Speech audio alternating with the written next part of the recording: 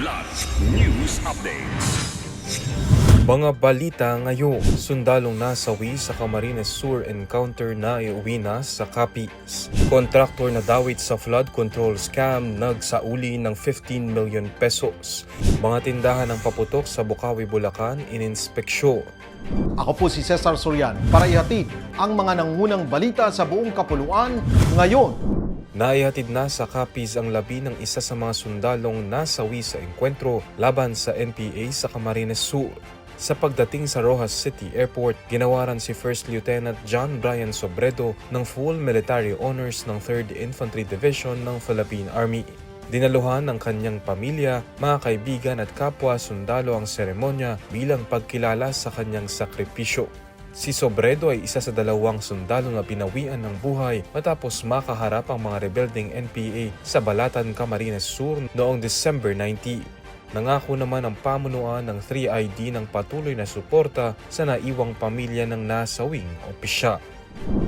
Nagsauli ng 15 million pesos sa gobyerno ang kontraktor na si Sally Santos, may-ari ng Sims Construction Trading nitong Lunes, Disyembre 22. Tulad ng armored vehicles, inihatid sa tanggapan ng Department of Justice o DOJ ang milyon-milyong pisong pera bilang bahagi ng Memorandum of Agreement sa pagitan ng gobyerno at ng applicant witnesses ng mga anomalya sa flood control projects. Sa Witness Protection Program ng ahensya, kinakailangang sumailalim sa restitution o pagbabalik ng pera ang aplikante.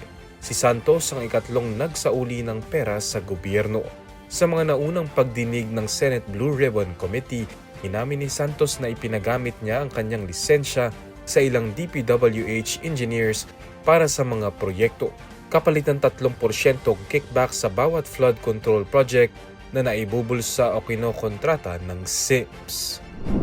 Nag-inspeksyon ng mga otoridad sa ilang tindahan ng paputok at pyrotechnic devices sa Bocaue, Bulacan nitong Lunes bilang paghahanda sa mga pagdiriwang ngayong holiday season.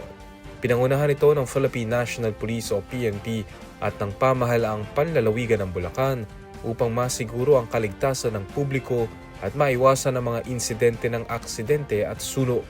Ayon kay PNP Acting Chief Police Lieutenant General Jose Melencio Nartates Jr., layunin ng inspeksyon na mapanatili ang peace and order at mabawasan ang panganib ng pagkamatay at pagkasira ng ari-arian dulot ng paputo.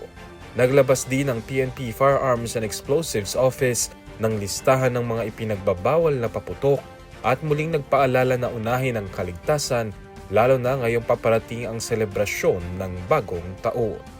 Para sa Kidlat News Channel, ako si Renzel Linon, nag-uulat. Ako po si Cesar Sorian, kasama nyo sa bawat pagputok ng balita.